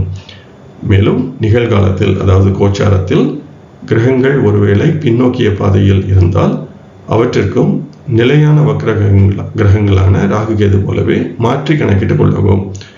அறிவில் சிறந்தவரை இது போலவே ஒரு நட்சத்திரத்தில் சந்திரன் கடந்துள்ள பகுதியையும் நீங்கள் கணக்கிட்டுக் கொள்ள வேண்டும் என்பதாக இந்த ஸ்லோகத்தின் பொருள் இருக்கிறது. இதைத் தொடர்ந்து பராசரர் 2 நிபந்தனைகளை தருகிறார். அது என்னவென்றால், இந்த பங்கி என்று சொல்லப்படுகின்ற பஞ்சாங்கத்தில் தரப்பட்டுள்ள காலத்தில் இருந்து தேவையான நேரம் முன்னோக்கியும் இருக்கலாம் பின்னோக்கியும் இருக்கலாம் என்பதனால் 2 விதமான நிபந்தனைகள் வருகின்றன.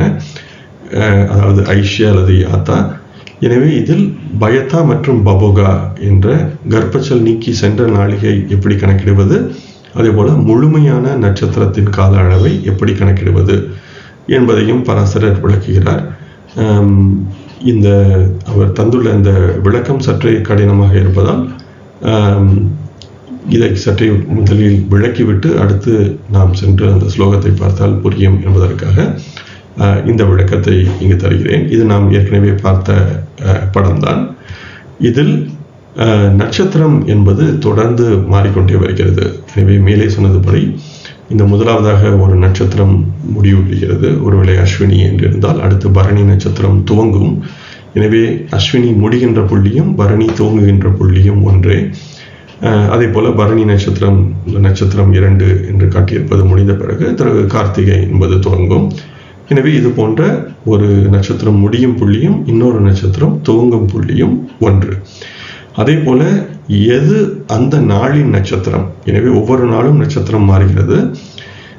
அந்த நாளின் நட்சத்திரம் எது என்று நாம் சொல்லும் பொழுது, ஒரு சூரிய உதயத்திலிருந்து அடுத்த சூரிய உதயம் வரை எந்த நட்சத்திரம் முடிகிறதோ அந்த நட்சத்திரம் அந்த நாளின் நட்சத்திரம் என்று சொல்லப்படுகிறது. உதாரணமாக இந்த முதல் சூரிய உதயம் இருக்கிறது, அதனை அடுத்து இரண்டாவதாக ஒரு சூரிய உதயம் இடது பக்கத்தில் காட்டியிருக்கிறேன்.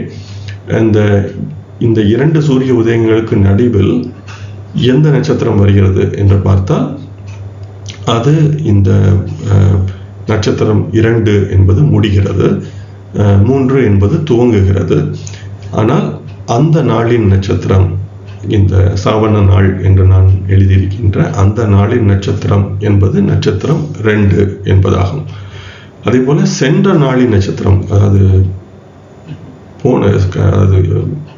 நேற்றைய நட்சத்திரம் என்ன என்றால் நட்சத்திரம் 1 என்பது நேற்றைய நட்சத்திரம்.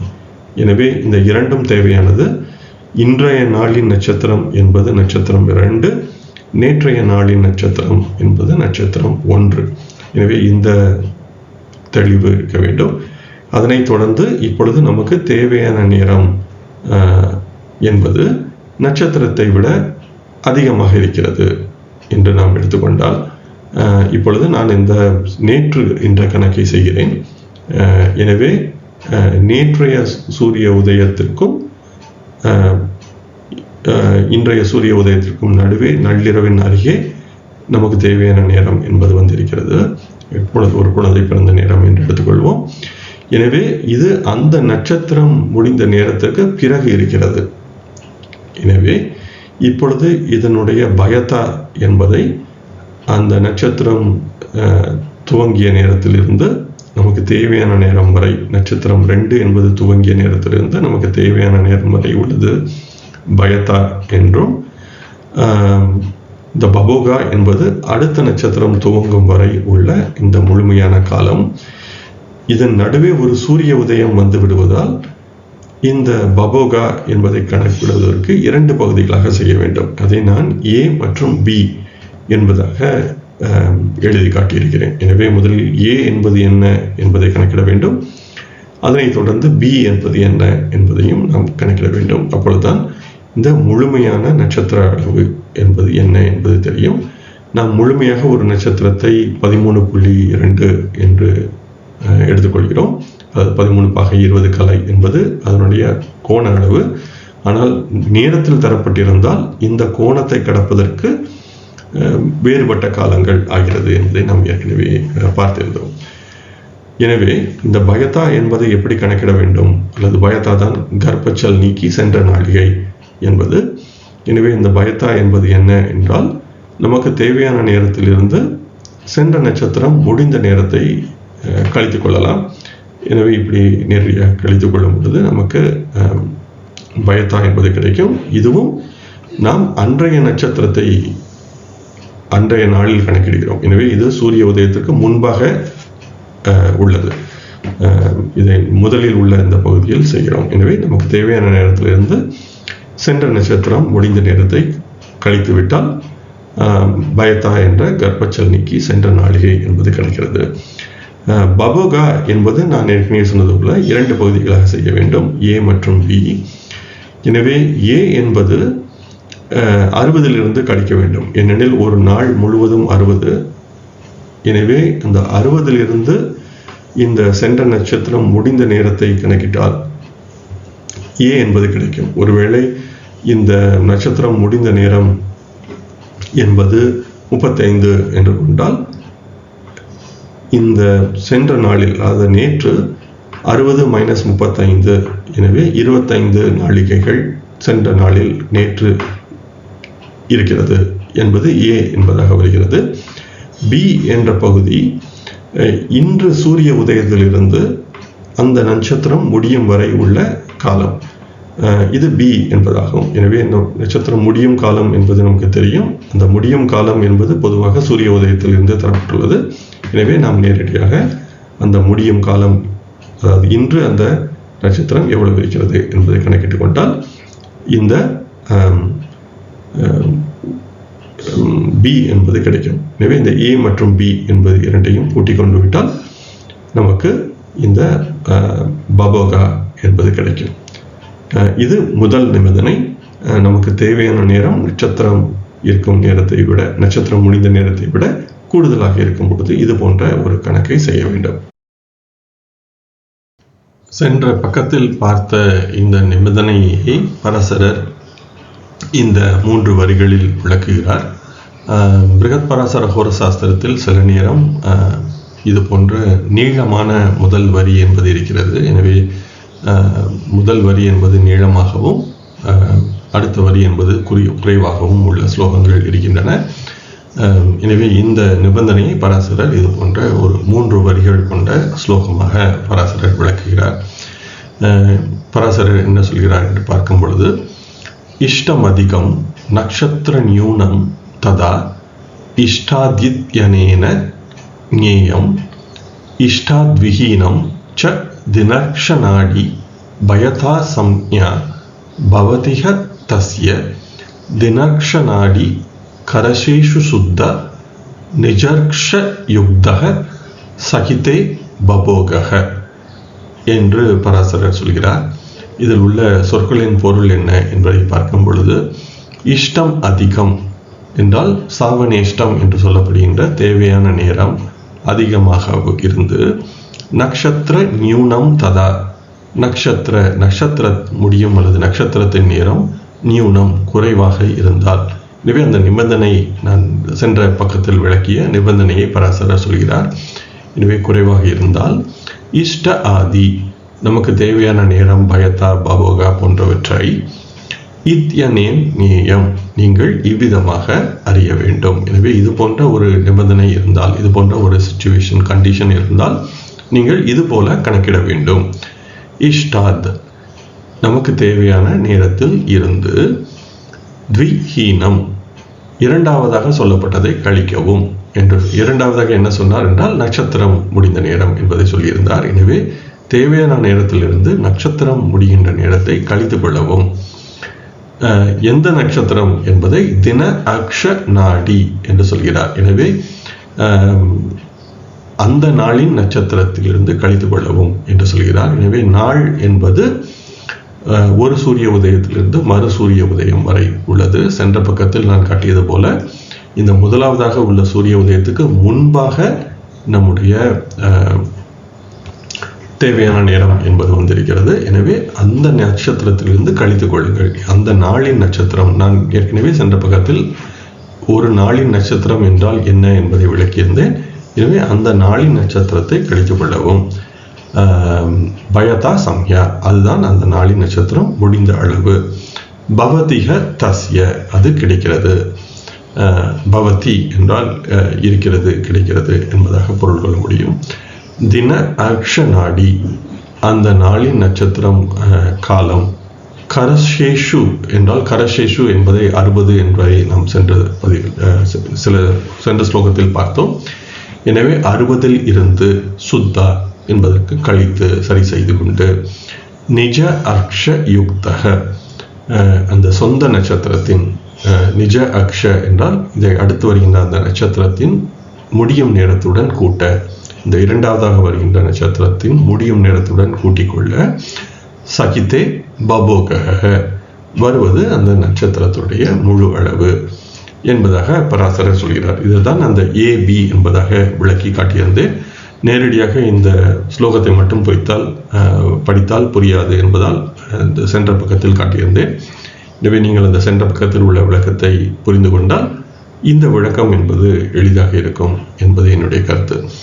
எனவே பராசரர் நிபந்தனை 1 என்பதை விளக்குகிறார். இந்த ஸ்லோகத்தில் நமக்கு தேவையான நேரம் கூடுதலாகவும் அன்றைய நாளின் நட்சத்திரம் முடியும் நேரம் குறைவாகவும் இருந்தால் நமக்கு தேவையான நேரம் பயத்தா பாபோகா கர்ப்பச்சல் நீக்கி சென்ற நாளிகை முழுமையான நட்சத்திர நாளிகை போன்றவற்றை கீழ்கண்டவாறு நீங்கள் அறிய வேண்டும். நமக்கு தேவையான நேரத்திலிருந்து அந்த நாளின் நட்சத்திரம் முடியும் காலத்தை கழித்தால் பயத்தா என்ற சந்திரன் அல்லது சந்திரன் என்பதை விட்டுவிடுவோம். பயத்தா என்ற அந்த நட்சத்திரம் எவ்வளவு தூரம் நகர்ந்திருக்கிறது என்பது கிடைக்கிறது. அதே போல 60 நாளிகையில் இருந்து இந்த முதலில் சொன்ன நட்சத்திரத்தின் அளவை கழித்து கொண்டு அடுத்து வரும் நட்சத்திரத்தின் முடியும் நேரத்தை கூட்டிக் கொண்டால், எனவே அடுத்து வரும் நட்சத்திரம் என்பது சூரிய உதயத்திலிருந்து கணக்கிடப்படும். எனவே அது முழுமையாக அந்த B என்ற கால அளவை குறித்துவிடும். எனவே இந்த A மற்றும் B இரண்டையும் நீங்கள் கூட்டிக் கொள்ள பபோகா என்ற நட்சத்திர முழு அளவு என்பது கிடைக்கும் என்று பராசரர் இந்த ஸ்லோகத்தில் விளக்குகிறார். வாருங்கள் அடுத்து நிபந்தனை 2 என்றால் என்ன சொல்கிறார் என்பதை பராசரர் என்பதை பார்ப்போம்.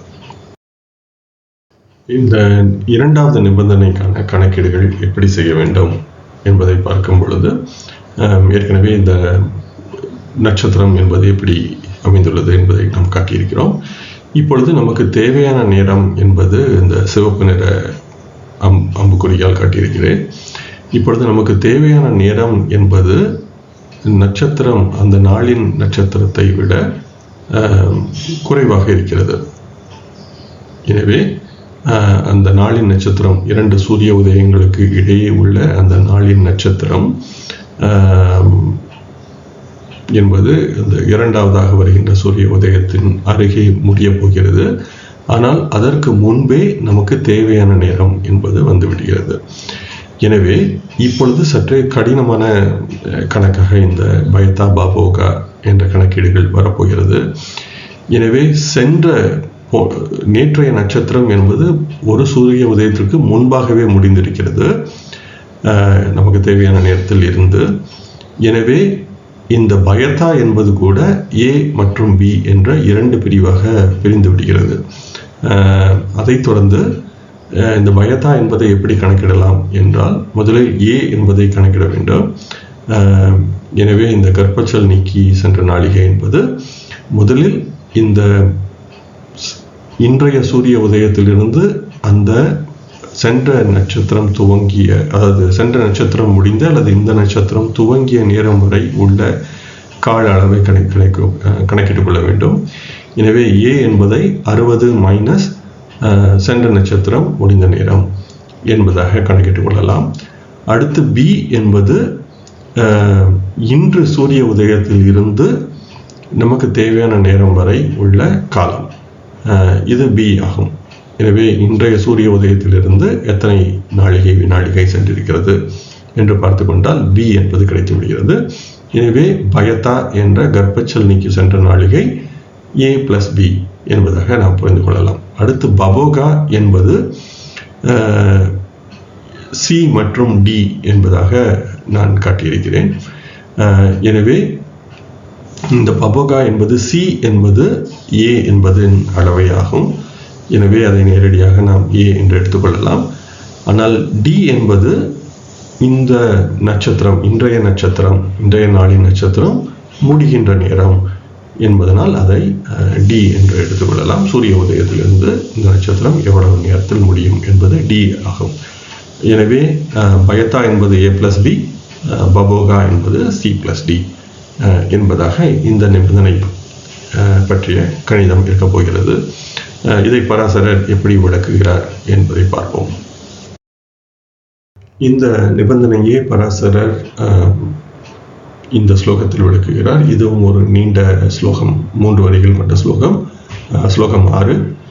பராசரர் என்ன சொல்கிறார் என்று பார்க்கும் பொழுது, इष्टं न्यूनं नक्षत्रमधिकं तदा गदक्षनाडयेति ज्ञेयं गदक्षनाडी करसेषु शुद्ध सूर्योदयाद् इष्टघटीषु युक्ता भयता संज्ञा भवदीह तस्य निजक्षनाडी सகிதே பபோகः என்று சொல்கிறார். இதில் வருகின்ற சொற்களின் பொருள் என்ன என்று பார்க்கும் பொழுது, இஷ்டம் நியூனம் தேவையான நேரம், சாவனேஷ்டம் என்ற தேவையான நேரம் குறைவாக இருந்து, நட்சத்திரம் அதிகம் ததா நட்சத்திரம் கூடுதலாக இருக்கும் பொழுது. எனவே இது இரண்டாவது நிபந்தனை. கத அக்ஷநாடி ஏதி ஞேயம், இந்த சென்ற நட்சத்திர அளவு பயதா பபோகா போன்றவற்றை நீங்கள் கீழ்கண்டவாறு கணக்கிடலாம். இது முதல் வரி. அடுத்து கத அக்ஷநாடி, கத என்றால் சென்ற, கடந்த. எனவே சென்ற, அக்ஷ என்றால் நட்சத்திரம். எனவே சென்ற நட்சத்திர அளவு காலம் என்பதை கரசேஷு சுத்தா 60 கழித்து கொண்டால், இது நான் சென்ற பக்கத்தில் ஏ என்று காட்டியிருந்தேன். 60 கழிக்க சூரியோதய ஆத், சூரிய உதயத்திலிருந்து, இஷ்டகடிஷு நமக்கு தேவையான நேரம் வரை கூட்ட. எனவே இந்த சூரியோதய ஆத் இஷ்டகடிஷு என்பதை பி என்று சொல்லியிருந்தேன். இவற்றை கூட்ட பயதா சம்ஞா நட்சத்திரத்தின் முடிந்த அளவு என்ற கற்பச்சல்லைக்கு சென்ற நாளிகை பவதீக தஸ்ய அது கிடைக்கிறது. அதை அடுத்து அந்த இரண்டாவது பபோக என்றதன் விளக்கம் மிகவும் குறுகிய அளவில் இருக்கிறது. இந்நிலையில் ஏ என்பது நான் சி என்று காட்டியிருந்தேன். சி மற்றும் ஏ இரண்டும் ஒன்றுதான். எனவே நிஜ அக்ஷநாடி, நிஜ என்பது இன்றைய, இப்பொழுது சொந்த, இன்றைய நாளின் நட்சத்திரம் முடியும் நேரம், சகிதே பபோகக அதனுடன் சேர்க்க பபோகா என்ற நட்சத்திரம் முழு அளவு கிடைக்கும். எனவே எதனுடன் சேர்க்க என்பதை அவர் மேலே சொல்லிவிட்டார் ஏற்கனவே. எனவே ஒரு குறுகிய விளக்கமாக இந்த டி என்பதை சொல்லியிருக்கிறார். ஆனால் சி என்பது ஏ என்பதை நாம் இதிலிருந்து புரிந்து கொள்ள வேண்டும். எனவே இந்த ஸ்லோகத்தின் விளக்கம் என்பதை பார்க்கும் பொழுது, இந்த இரண்டாம் நிபந்தனையான நமக்கு தேவையான நேரம் குறைவாக இருந்து நட்சத்திரம் ஒருவேளை அதிகமாக இருந்தால் நமக்கு தேவையான கணக்கீடுகளை இவ்விதமாக செய்யலாம். முதலாவதாக ஏ என்பது சென்ற நட்சத்திர அளவை காலத்தை 60 நாளிகையிலிருந்து கழித்து வந்த அளவாகும். அடுத்து பி என்பது சூரிய உதயத்திலிருந்து நமக்கு தேவையான நேரம் வரை உள்ள கால அளவாகும். இந்த ஏ மற்றும் பி இரண்டையும் கூட்ட கர்ப்பச்சல் நீக்கி சென்ற நாளிகை என்ற பயத்தா கிடைக்கும். அதனை அடுத்து சி என்பதும் ஏ என்பதாகும். எனவே சென்ற நட்சத்திர கால அளவை, அதாவது ஏ என்பதை 60 கழித்து வந்த அளவை அடுத்து வரும் நட்சத்திரம் முடியும் காலத்துடன் கூட்ட, டியுடன் கூட்ட பபோகா என்ற முழுமையான நட்சத்திர அளவு கிடைக்கும் என்பதாக இந்த பராசரர் சொன்ன ஸ்லோகத்தின் விளக்கம் இருக்கிறது. இந்த ஸ்லோகங்கள் மிகவும் சற்றே புரிந்து கொள்ள கடினமாக இருப்பதாலும் நான் படித்தவரை திரு ஜி.சி. சர்மா அவர்கள் எழுதியுள்ள விளக்கமும் முழுமையாக எளிதாக புரிந்து கொள்ளும் விதமாக இல்லை. எனவேதான் இந்த படம் மூலம் நான் ஏபிசிடி என்பதாக எழுதி காட்டியிருக்கிறேன். எனவே நீங்கள் அதை புரிந்து கொண்டால் இந்த ஸ்லோகமும் எளிதாக புரிந்துவிடும் என்பது என்னுடைய கருத்து. இத்துடன் இந்த 5ஆம் அத்தியாயம் முதல் பதிவை நிறைவு செய்கிறேன். இதில் பல வானியல் கலைச்சொற்கள், ஜோதிட கலைச்சொற்கள் பயன்படுத்தப்பட்டிருப்பதால் இதை ஆல்ரெடி ஏற்கனவே மிகவும் நீண்ட பதிவாகவே சென்றிருக்கிறது. ஆனால் தேவை கருதி இது போன்ற விளக்கம் இல்லாவிடில் இந்த ஸ்லோகங்கள் புரிந்து கொள்ளப்படுவது கடினமாக இருக்கும் என்பதால் ஒரு நீண்ட விளக்கமாகவும் இது போய்விட்டது. எனவே இந்த 6 ஸ்லோகங்களுடன் இந்த பதிவு நிறைவு பெறுகிறது. இதை அடுத்து வரும் பதிவில் சந்திரன் நிலை மற்றும் லக்னம் போன்றவற்றை எல்லாம் பற்றி பராசரர் பேசுகிறார். எனவே அவற்றில் மேலும் பல கலைச்சொற்கள் இருப்பதால் நாம் சற்றே மெதுவாக சென்று அவற்றை புரிந்து கொள்வது நன்றாக இருக்கும் என்பது என்னுடைய கருத்து. வாருங்கள், மீண்டும் அடுத்த பதிவில் சந்திப்போம். என்னுடன் நீங்கள் அனைவரும் இணைந்து இந்த பிருகத் பராசர ஹோரசாஸ்திரத்தை கற்கும் பயணத்தில் இணைந்திருப்பதற்கு மிக்க நன்றி. உங்களுடைய கருத்துக்களை தொடர்ந்து பகிருங்கள். அதே போல ஏதேனும் கேள்விகள் இருந்தாலும் சொல்லுங்கள், அல்லது இந்த பதிவை மேலும் நான் எவ்விதமாக எளிமைப்படுத்த இயலும் என்பதை பற்றியும் நீங்கள் சொன்னால் அவற்றையும் கருத்தில் கொண்டு நான் செய்ய முயற்சி செய்கிறேன். என்னுடன் இணைந்து நீங்கள் அனைவரும் பயணித்து வருவதற்கு மிக்க நன்றி. வணக்கம்.